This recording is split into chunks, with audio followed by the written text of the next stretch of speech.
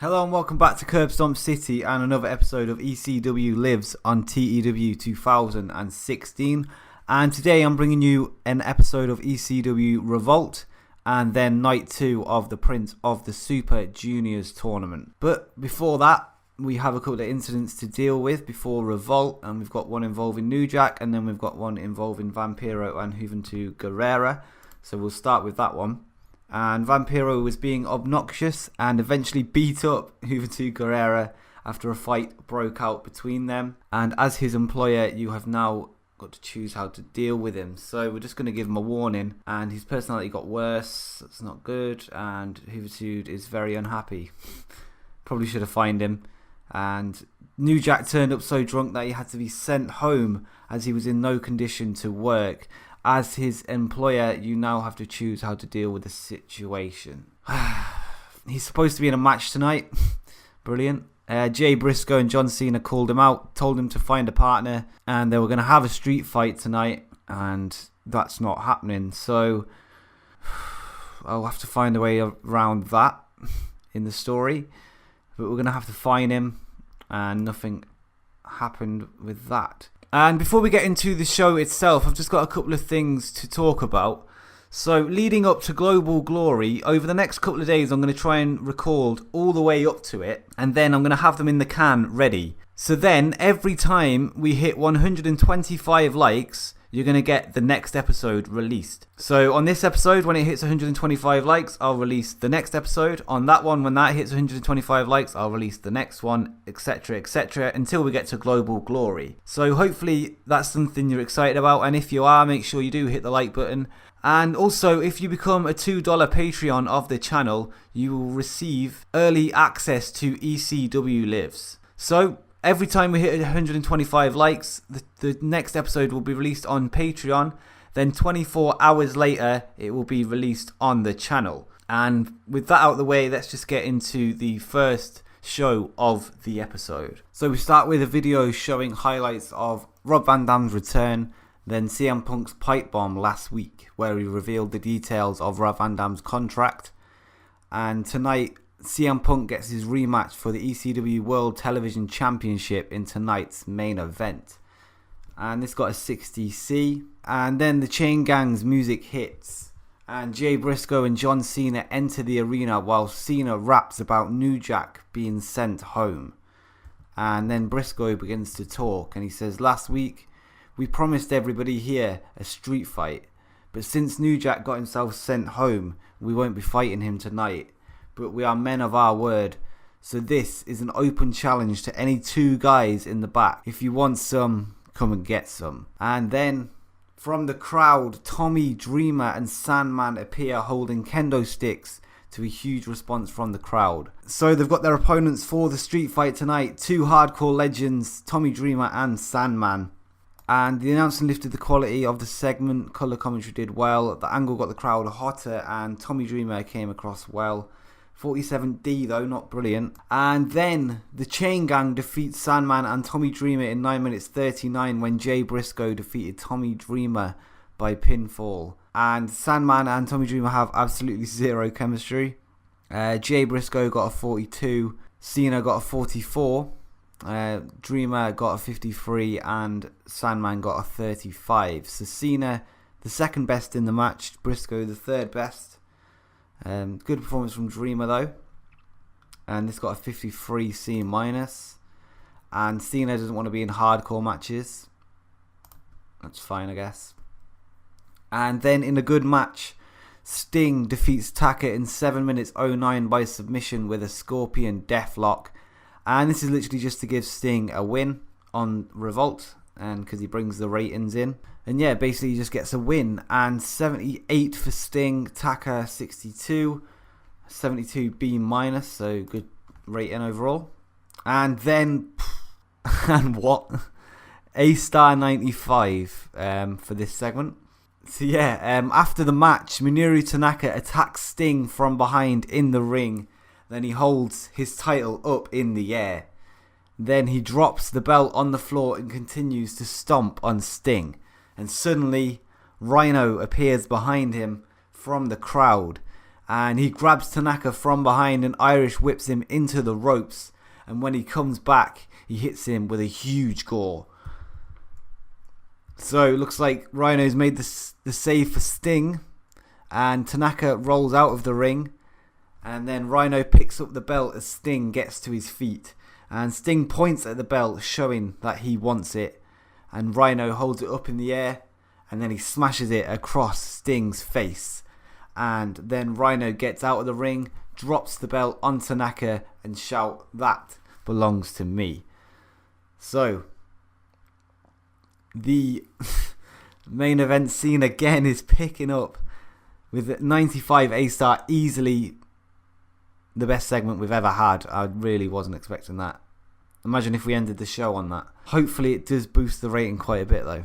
And then in a segment before the main event, Rob Van Dam's music hits to a chorus of boos, and he walks out with a smug look on his face and does his trademark taunt at the top of the ramp. And then he gets in the ring and grabs a mic. And he says, "What is wrong with you people? You should be honoured to have me back. Last week you were behind me, but now you let CM Punk poison your minds. But hey, what he said was true. I am only here until Global Glory, and I will still be television champion when my contract expires. And I was going to vacate it, but now I'm taking it to Japan." And then CM Punk's music hits. He rushes to the ring and takes down RVD, and the bell rings. So RVD wants to take the belt to Japan with him. I've got no idea where I got an idea of this storyline from. Nothing to do with what CM Punk's ever done in his career. But yes, 62C. And then, however, there's been a twist. CM Punk defeats Rob Van Dam in 14 minutes 42 by pinfall with a roll-up. And CM Punk wins back the ECW World Television title. And this got a 72 B-, so decent. This match got the crowd buzzing. 65 from RVD, 70 from Punk. And basically had to do this title switch because Rob Van Dam's loan is actually expired. I need to renew it, but I can't renew it whilst he's got a loan deal already here. And if it didn't change the title holder, it would basically just vacate the title. So I've had to do the switch, but I'm working it into the story anyway. And we'll see how it goes going forward towards Global Glory. And I've messed up. There weren't enough attractive women on the show to satisfy your core male audience. I thought Beulah McGillicuddy was managing Tommy Dreamer. I'm sure she is. But still, we've got a 72 B-. I'm sure we would have got way more than that though, if we hadn't got a deduction. I'm not sure how much would have got deducted. Maybe we would have got a B. So yeah, B- is not too bad anyway. And it increased our popularity in 20 regions. And we got a 4.65 rating. And then some other things regarding contracts of our shortlist people. And that is our highest TV rating yet. So not bad at all. Perhaps would have been even better had we had a woman on the show for the audience to meet the product. I have been thinking about changing the product though, to suit our new style, because it is still set to what ECW originally was. But I don't want to take a size deduction though, doing it, because it would just basically undo everything we've done so far. I may just do it in the editor because we sort of have slowly built to it anyway. So if I use the editor, it won't affect the size. So let me know whether that's something you think I should do.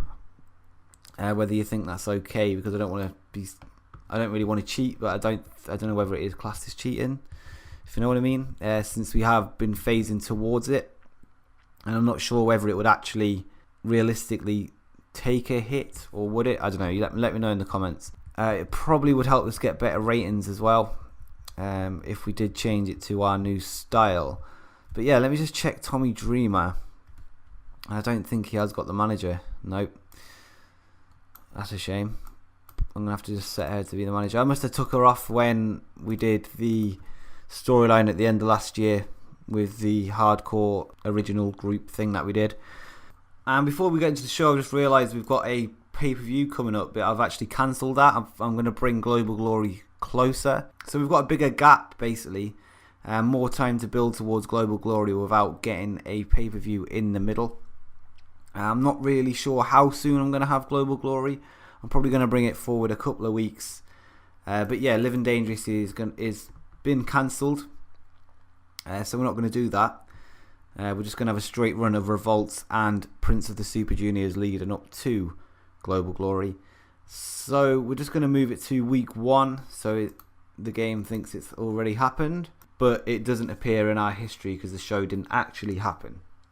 We also have some locker room incidents to deal with. So Juventud Guerrera almost got into a fight with New Jack after he caused some damage to his rental car and refused to pay for it. So we'll fine him for that, and he's annoyed. New Jack is pleased. Maybe that'll stop him getting drunk. And then Sandman got a lot of heat with the locker room for selfish behaviour. We'll just give him a warning. There's a lot. There's 4. Loki has got a lot of heat with the rest of the locker room for selfish behaviour. Same again. We'll warn him. And he's improved his behaviour as a result, and he's pleased. And Delirious got taken to Wrestlers Court for refusing to shake someone's hand. So we start the show with a rundown of the groups so far. So we have Jushin Liger and Juventud Guerrera in Group 1 on 3 points, and Chris Sabin and Dragon Kid on 0. Then in Group 2 we've got Low Ki and Fergal Devitt each with 3 points, and Delirious and Kenta yet to get a win, 1 match in. And tonight's show will have Juventud Guerrera against Jushin Liger in the main event, and we'll also see Chris Sabin versus Dragon Kid, Kenta versus Fergal Devitt, and Low Ki versus Delirious. So yeah, that's just to start the show. Not brilliant, 34E+. I just hope we can get a good enough rating to please the television broadcasters so we don't get kicked off TV. But yeah, ratings should improve once we get to the semi-finals, I would like to hope anyway. But yeah, E+34. And then in a bout that had decent wrestling but little heat, Chris Sabin defeated Dragon Kid in 4 minutes 33 by pinfall with a future shock.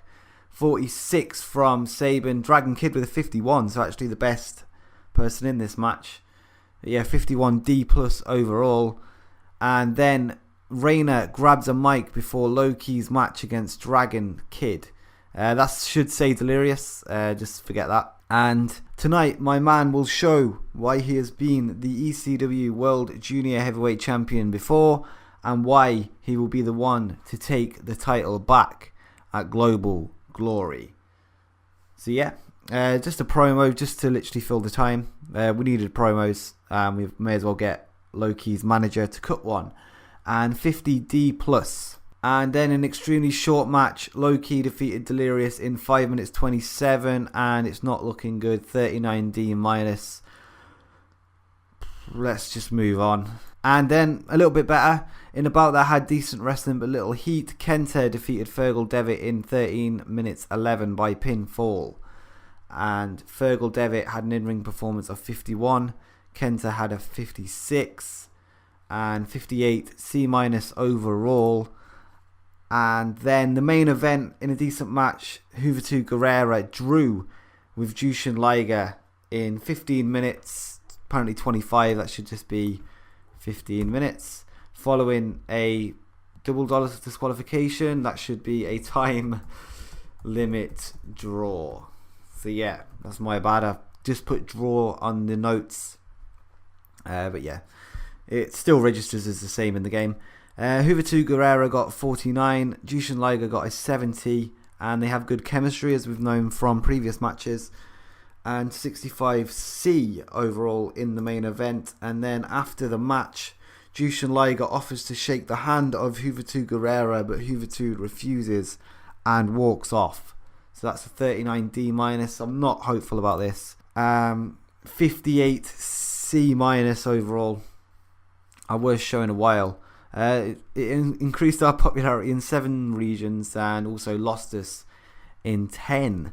But yeah, a lot of pressure on the junior heavyweight division for these shows, and it doesn't look like they're good enough overall. There may be a few in there that can cut it, but to hold a show all by themselves is a big ask. And yeah, we've lost a bit of reputation there, but so yeah, hopefully that isn't affecting us too much, because we've had an increase in pretty much every show we've ever had. So yeah, not the end of the world, I guess. And we actually drew a 4.32 on that one somehow. But yeah, Bravo aren't happy either. Neither am I, to be honest. Let's just check what we should be getting to please them.